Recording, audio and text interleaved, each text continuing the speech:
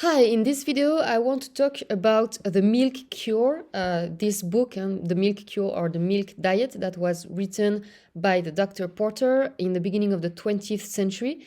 So I knew this milk cure. I did hear about it a while ago, and I knew the main principles of it, but I recently read the whole book. So yeah, I wanted to share that with you. So I'm very interested in milk because actually I was very afraid of milk a few years ago when my gut was very damaged. I had lots of food intolerances, and especially I was very, very intolerant to milk and to dairy in general. So I was very afraid of milk, of dairy, because even just one drop of butter in my food would make me sick for 3 days. So yeah, I was very scared of dairy. But then when I healed my gut, I healed my food intolerances and I healed my dairy intolerance. So now I am not afraid of dairy anymore. It's quite the opposite. And I love raw dairy. I love raw milk. I think it tastes wonderful. It has nothing to do with pasteurized milk or UHT milk that is really pure garbage. But raw milk is awesome. And now I drink as much as I want. I have no issues with it since I healed my gut. So I explain how I healed my gut on my YouTube channel, and my YouTube channel is actually dedicated to that. It's dedicated to natural health and how to heal your gut naturally. And my website also, I have a website, thecandidasphere.com, where I have a course on how to heal your gut and your food intolerances. I will put the link under this video in the description box. So yeah, so I read recently this book, The Milk Cure or The Milk Diet, and I wanted to share that with you. So that's what I will do in this video. So this is an extract in the book that says disease can only be cured by and through the blood and its circulation in the living parts of the body. Any means that improves the quality, the quantity, and the movement of the blood will assist in eliminating disease. The treatment described in this book makes the purest and richest blood possible and always increases the amount and rapidity of the circulation.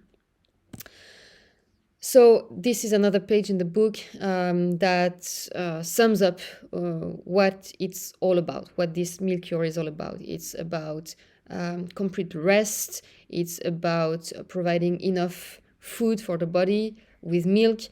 It's about getting fresh air, pure air. That's very important to him. Taking warm water bath and then exercising. We will detail that now. So Dr. Porter healed himself with raw milk. He says in his book, I took the milk cure as we understood it then for a condition bordering on nervous prostration.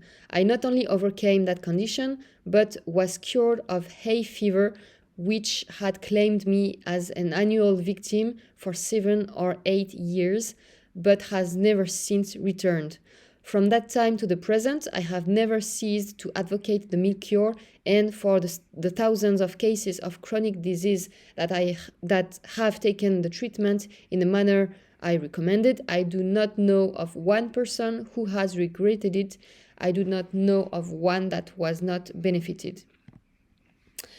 So the diseases that can be cured with the milk diet, that's what he lists. A course of 4 weeks should ordinarily be sufficient to cure any of the following diseases: nervous prostration, general debility, auto-intoxication, mild skin trouble such as pimples, eczema, sallowness, wrinkles, etc. Simple anemia, catarrh, biliousness, ringing in the ears, pleurisy, constipation, dyspepsia, indigestion, asthma, hay fever, piles, insomnia, ulcer of the stomach, colitis, ulceration of the bowels, goiter, malaria, arteriosclerosis, neuralgia, neurasthenia, acidity of the stomach, chronic appendicitis, arthritis, urticaria or hives, cystitis, carbuncles, diarrhea or dysentery, dilatation of stomach, gastritis, gout, impotence, neuritis, lumbago, sciatica, migraine, leukorrhea, enlargement of prostate gland, tobacco, morphine, and cocaine habits, gallstones and liver disorders, rheumatism, kidney disease, and the first stage of consumption, that is tuberculosis. The milk cure through history. So Hippocrates advised tuberculosis patients to drink large quantities of as's milk. Camel's milk and whey cures were practiced by the Arabian physicians. Homer called the Scythians galactophagi, or feeders of milk, and Herodotus describes their method of handling mare's milk. In the modern times, Russian and German physicians advocate milk in the treatment of many chronic diseases. In the United States, in 1868, Dr. Donkin called the attention of the medical profession to the fact that diabetes could be cured by large quantities of milk, and said that some cases could take as much as 14 pints per day. And then another doctor said, it is difficult to treat any of these cases without a resort at some time, more or less, to the use of milk. So, in the beginning of the book, of the Milk Cure book, he talks about, there's a chapter that's called Arrangements. So, it's all the arrangements around the milk cure. So, he says that complete rest, fresh air, and outdoor bedrooms are very important. He says the cooler the air, the better it is. He even recommends to almost live outside with just a roof above you, but no walls around you, like to have the bed just outside. And he says also there should be no visitors, because he recommends not to talk to anybody as much as possible during the cure. And he also recommends a daily warm water bath. So regarding the milk, which milk he recommends? He says that he recommends only whole, pure, raw milk and nothing else. He says it is impossible to use anything but fresh milk in the milk cure. He says the milk shouldn't be boiled, it shouldn't be sterilized or pasteurized or any other change. He says pasteurizing milk is toxic, and dog fed on pasteurized milk only get sick, whereas the other dogs from the same litter, they thrive on raw milk. An interesting thing he says is regarding the type of cow. So I made a video recently about milk, about the difference between raw milk and pasteurized milk, and the difference between different types of milk: goat milk, sheep milk, goat milk, and also different races of cows. I talk about, in that other video, I talk about the A1, A2 milk, and I explain in that video that many people feel that they digest A2 milk better than A1 milk. But here, in this book, Dr. Porter says actually the opposite. He says that the Holstein cows that make A1 milk make a milk that is actually easier to digest compared to Jersey cows. So basically, nowadays, at the time of Dr. Porter, there was no story about A1, A2, but nowadays it's been a few years, like maybe 10, 15 years, that this A2, A1 milk thing started. And yeah, basically it says that Holstein cows make A1 milk not as well digested as A2 milk, and Jersey cows make A2 milk. But yeah, again, so in this book, Dr. Porter says it's the opposite. The milk from Holstein cows are much easier to digest because it's not as rich in fats, so it's easier to digest. But most of all, it's because the fat globules in the milk of Holstein cows are smaller than in the Jersey cow's milk, and therefore much easier to digest. So anyway, this is interesting. Nowadays we say the opposite, but yeah, anyway, that's what he says. He recommends milk from Holstein cows. But if you cannot get milk from Holstein cows and you get milk from Jersey cows, he recommends that you remove the fat, that you consume skimmed raw milk from the Jersey cows. Yeah, basically that's what he recommends for the milk. So regarding rest, there's a whole chapter about it. Again, rest is very, very important to him when doing the milk cure. He recommends basically to do nothing apart sleeping and laying in bed, and drinking milk, and do nothing else. He says it's especially important for weak stomachs, but really like have a complete rest is very important for growth, for the growth of your tissues, for the growth of your organs. He says that your body cannot repair itself properly unless you are under total and complete rest. Okay. He even says not to talk as much as possible, and he says that it's better to avoid reading. Even just like reading is too much exercise, according to him. So read as little as possible, he says. Warm baths are important, especially for people with tired nerves and poor stomachs. So he says, as far as possible, do nothing but drink milk and sleep. And he mentioned 2 cases of 2 people who tried his milk cure but without resting as much as he recommends, and he says that they had their condition getting worse because they did not rest enough.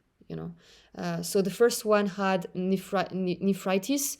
That's a condition of the kidneys, and he had lots of edemas. So he did the milk cure, but he didn't rest. He exercised for the few first days or weeks, and his condition got worse.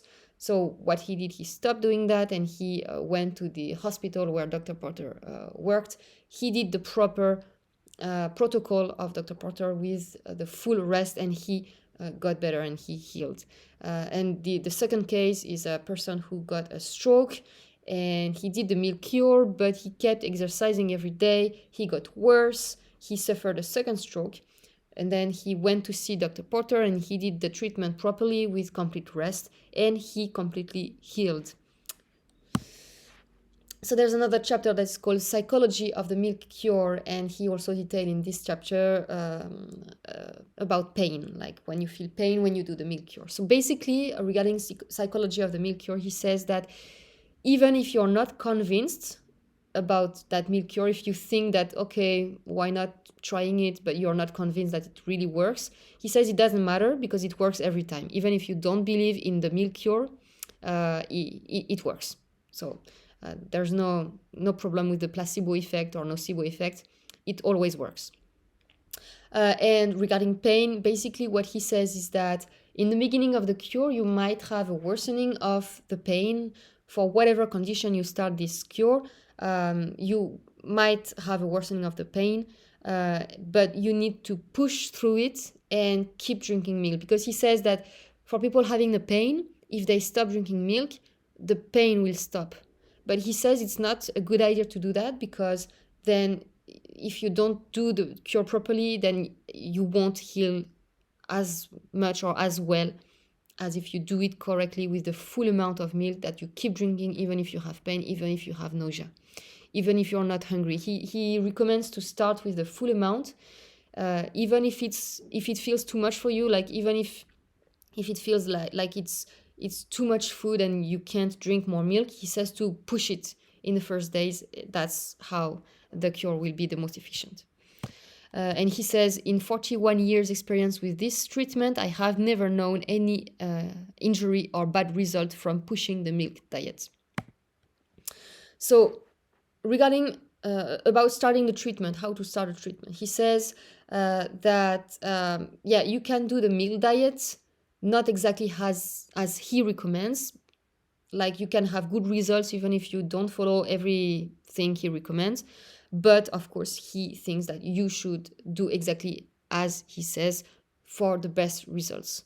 So before starting the treatment, he recommends doing a fast. So it depends on the people. So he says, like, for the ordinary case, where the digestion is more or less impaired, and particularly where the constipation is present, the fast should continue at least 36 hours. But the patient is allowed to eat ripe, fresh, and dried fruits, except bananas, and as much water may be taken as possible with comfort. Diabetics should fast for 5 days, not even eating fruits. And then he says, if there is a class of patients who can do without the fast, so people who can not do the fast, it is the thin, weak, anemic people, such as consumptives, that means people who have tuberculosis, neurasthenics, etc. Especially those who are not constipated, they can start the milk diet without fasting before that.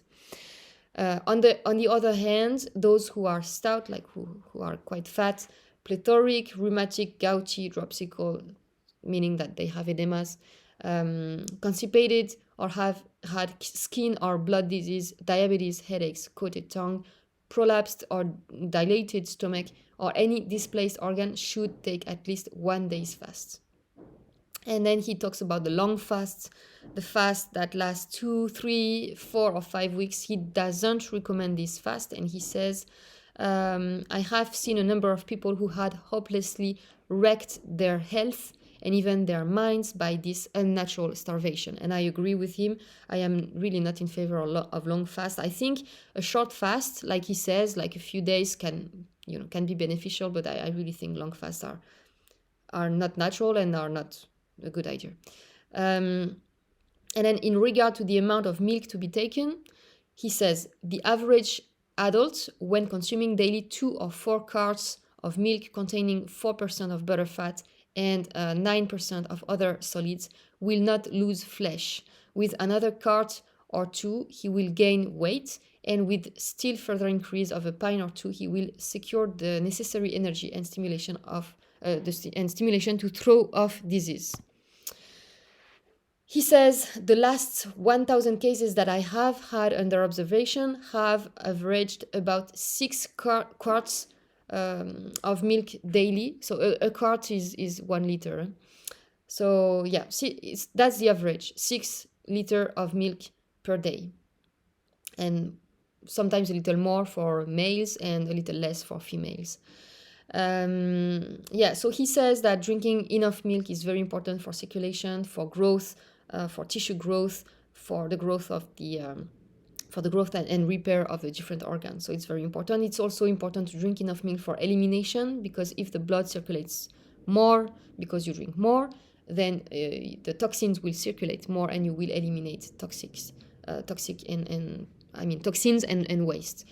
He says that it's important to start with a full amount of milk. As I said before, he says it's important to force milk in the beginning, even if you don't feel like drinking as much. It's important that you start with the 6 liters per day. Then he says to take the first drink in the morning when you wake up, and then 1 glass every 30 minutes all day. And you repeat that every day for the whole time of the 4 weeks of the milk cure. He recommends to warm up the milk, bain-marie. That's when you warm up the milk, like you put your milk in a glass and you put it in a pan, in a pot with hot water. So it's not warming the milk directly, it's through the water. So warming milk is very important. It should be not too warm, but warm like body temperature, like about 38 degrees Celsius. He says skimmed milk is easier for a weak stomach to digest than full whole milk. And for constipated people, he recommends to even drink milk during the night. So you wake up at night and you drink 1 or 2 glasses and then you go back to sleep. It's very important if you are constipated. And the minimum time for milk diet course should be 4 weeks. So why the milk diet works, as I said, it's because it makes a better circulation of the blood, so a better nourishment of your organs, of your tissues, and a better elimination of all the toxins and wastes. And he said there can be no growth or rebuilding or regenerating of any portion of the body without an amount of blood being present in excess of the ordinary tissue nourishing quantity. Milk is, so far as I know, the only food that can be taken in full amount with benefit while enjoying as perfect rest as may be possible. So this is a part of the book that is very interesting. He talks about several people who have been drinking milk and only milk and not eating solid foods at all for years, and they are very healthy and strong people. He talks about one person who have been drinking only milk for 21 years, another one for 50 years, and they are very healthy now. Someone who has been drinking only milk for 23 years, another person for 4 complete years, and then another one for 42 years. So I wanted to read this part here. He says, I have just received the following letter from Mr. Kitzel, who says, I have lived on a strictly milk diet for the past 42 years, not as a matter of choice, but from the fact that I am unable to take solid food of any kind, even a crumb of bread. At the age of 2 years old, I took a dose of concentrated lye, which caused a stricture of the food pipe, and since then have lived on a milk diet, and I believe have gotten along better than the man who eats. I am 5 feet 6 inches tall, weight 140 pounds, and am married and have 4 strong, healthy children. I take 1 quart at each mealtime and none between meals. My health is good. In fact, I have never been ill in bed in 42 years. So yeah, I did not know it was possible to live on only milk for so many years, but apparently it is possible. So yeah, milk is like a very complete food. Actually, he says a little later in his book that there are many different of like crazy diets, like mono diets, where you eat nothing but fruits or nothing but grapes, or carnivore diets like nothing but meat. And he says that or nothing but vegetables. And he says that these diets for a few weeks can help for certain conditions, but on the long run, they all lead to starvation. And the only diet with one food only that works for many years is milk. All the other diets with just one type of food that don't work for so long. So reactions during the treatment. So he talks about different reactions you can have while doing the milk diet. He says, like, for people who have kidney issues, before starting the treatment, there's no danger at all for the kidneys. You might have some pain in the beginning, but it's just a sign that the kidneys are healing. For people who have heartbeat issues, like they don't have enough heartbeats or they have too many, those people are all cured with the milk cure. People with goiter, also thyroid issues, they heal their condition with the milk cure. The breathing capacity is increased during the milk cure. He says that the intestinal muscles get stronger, and then it heals all intestinal issues like constipation and other issues like that. He says, the circulation of capillary blood vessels and lymphatics in and around the intestine is greatly increased on the milk diet. He says all the muscles increase in size, and basically it really heals the digestive system, even more than any other part of the body. He says that you might have some fat deposited subcutaneously in the belly, like you might have a little belly forming during and after the milk cure, and he says it's not bad. The opposite, it is needed. He says every healthy person has a protecting pad of fatty tissue in front of the intestines and the stomach, so that you should not worry, and on the contrary, you should be happy to have a little bit of fat on the belly. It's a sign of health. Of course, he doesn't mean like a lot of fat, but a little pad of fat, as he says. Regarding stools, he says that there are, so I won't read this part here, because if you're having dinner, it won't be very nice for you to read that part. But he talks about the different types of stools during the treatment. He says it's normal to have very white or grayish stools in the beginning. It can change, the color can change, but you should not worry. There's no problem. It can become yellow or even orange, but no problem with that. He says you can get constipated or have diarrhea when you start a treatment, but he recommends different things that can help. I let you read this part here if you're interested. Regarding the tongue, he says that also when you start the treatment, you might have a white coating on the tongue or brownish or yellow. You should not worry, it's normal and it will go away. Regarding hunger and thirst, he says that most people who are on the diet, they are never hungry or thirsty because milk is really nourishing, and so you don't need to, you don't have the need of eating anything else, or you don't have the need of drinking water for most people. For some people, they might feel thirsty if they live in very dry areas, and in that case, it's fine to drink water, but most people don't need that. You can have nausea, and he recommends some stuff you can do. Regarding the skin, he says that very quickly the skin gets much better. It's not only because of the milk cure, but also because of the warm bath that he recommends each day. And he says also that you might have some bleeding of the mucous membranes in the nose or throat, but it's usually not bad, and it will last a few days, but it will go away quickly, and there's no danger about that. Regarding skinny people, so I think it's important because many of my clients, they complain of being too skinny, and they lose weight and they cannot gain weight. So he says that the milk cure is very, very good for skinny people, that you can gain weight very rapidly. He says an emaciated person will take on weight rapidly, almost as a sponge soaks up water. The average gain in weight for thin folks is about 5 pounds the first week, and after that about half a pound daily. It's quite efficient. So if you are too skinny and you really have digestive issues, any digestive issue, and you lose weight, think about the milk cure. It can be a good option for you. Of course, you need to make sure that you are not intolerant to dairy. That's, obviously, but I think that's something that can really, really help. Okay, so for people who come to Dr. Porter and start doing the milk cure and they have edema, he says that's a treatment that is very, very efficient for edema. He says nothing can equal milk in curing dropsy. Dropsy is the old word for edema. For diabetes, also, he says it's very. It can be very efficient. He says that it's.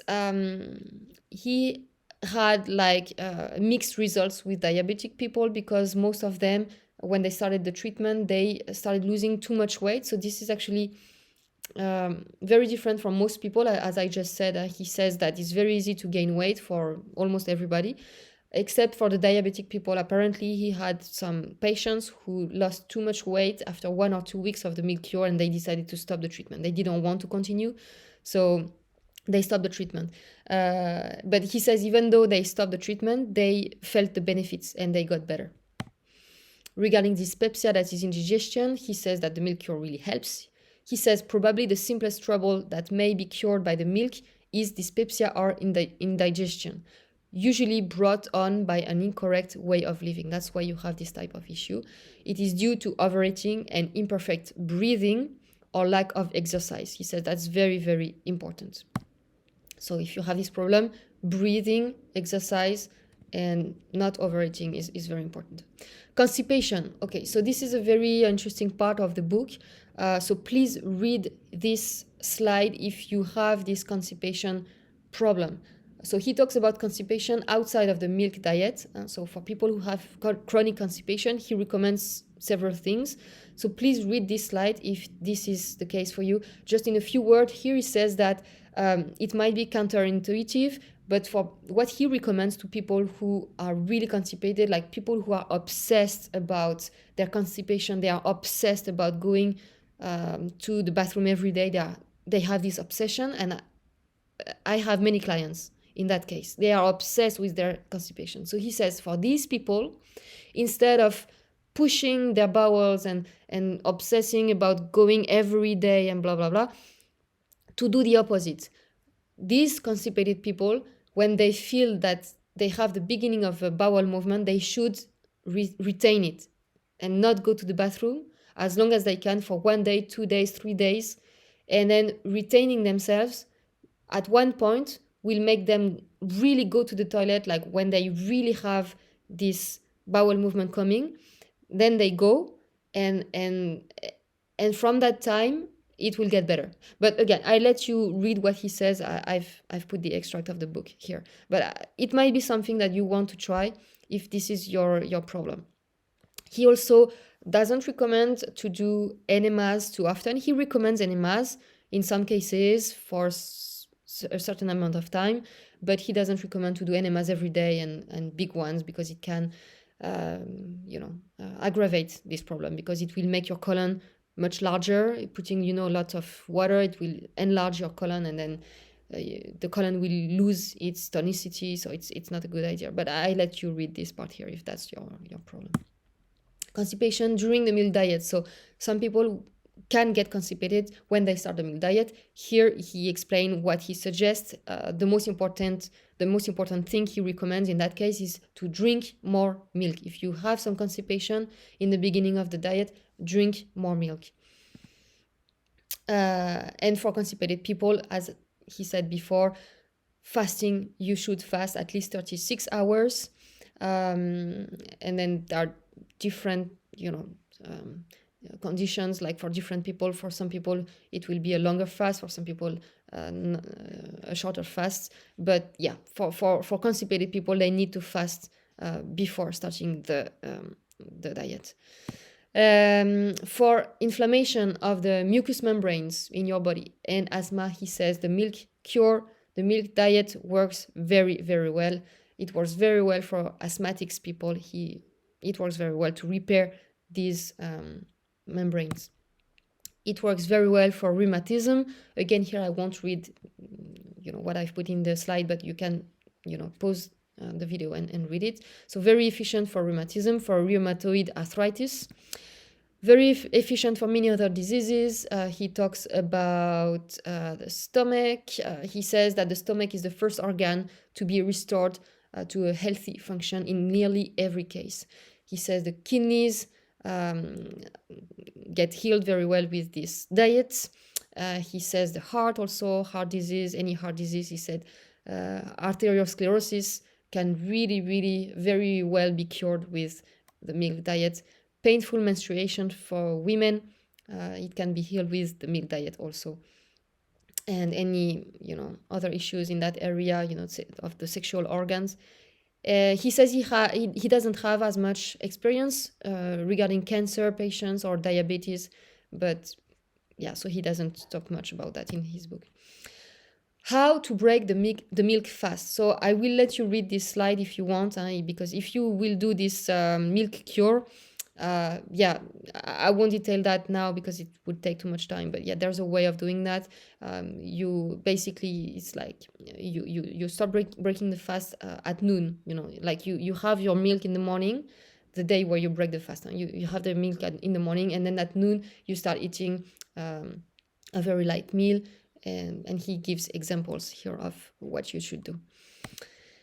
And finally, he recommends exercising after the milk cure. So when you stop the milk diet, you slowly increase the amount of exercise you do each day. He says it's very, very, very important to exercise every day and for as much as you can after the milk diet, and this is how you will stay healthy.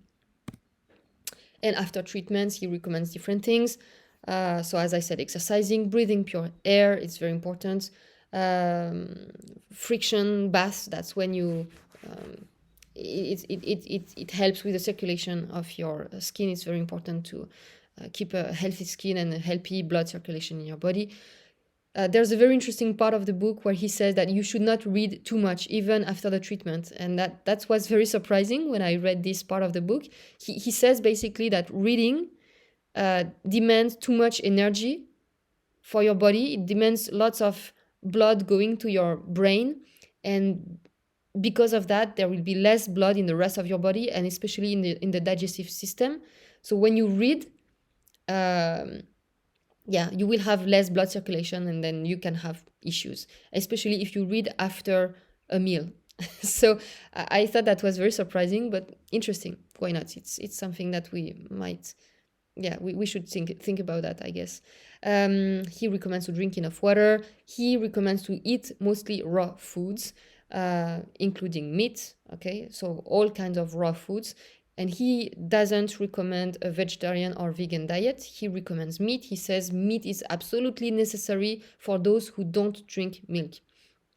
He recommends to not eat meat together with starches.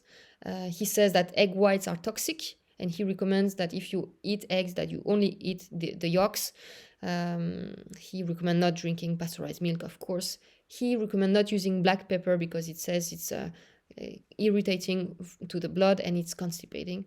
And he talks about the mono diets, as I said before.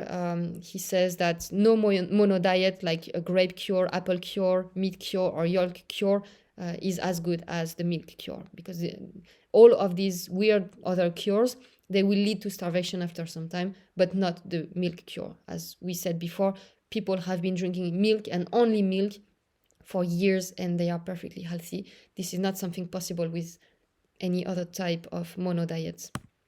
And that's it for today. That's what I wanted to tell you about this book. I put the links of the book. There are 2 links I have for the book in the description box under this video. And yeah, read the book if you want to start the milk cure. Is the best thing you can do, and read the book. And of course, heal your food intolerances first. And if you are intolerant to milk, don't start drinking tons of milk if you are intolerant to milk. Okay, this is obvious, but I wanted to just say that. Yeah, and as I said, I have a course on how to heal your gut. Naturally, I will put the link in the description box under the video. I see you in the next video. Bye bye.